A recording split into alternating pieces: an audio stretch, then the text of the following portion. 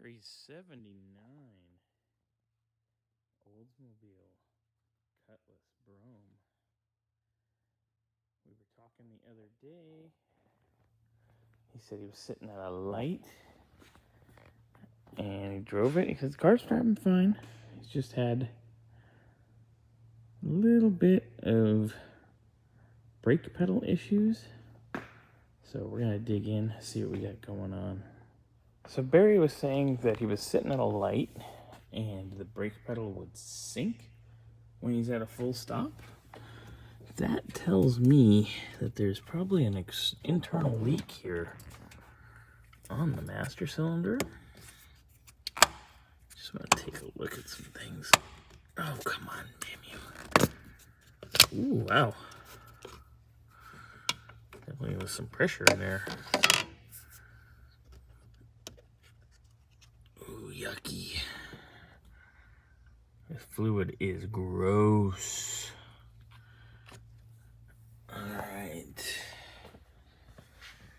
But see, there's no signs of external leakage, but a lot of times they'll bypass here internally and leak, and that's when the pedal will sink. But this nasty fluid's got to go either way. So what we're going to do is we'll get a master cylinder for this. I'm actually going to take real quickly and undo these two nuts here just to check and see, make sure it's not leaking inside the booster at all. Otherwise we'll have to rebuild it as well.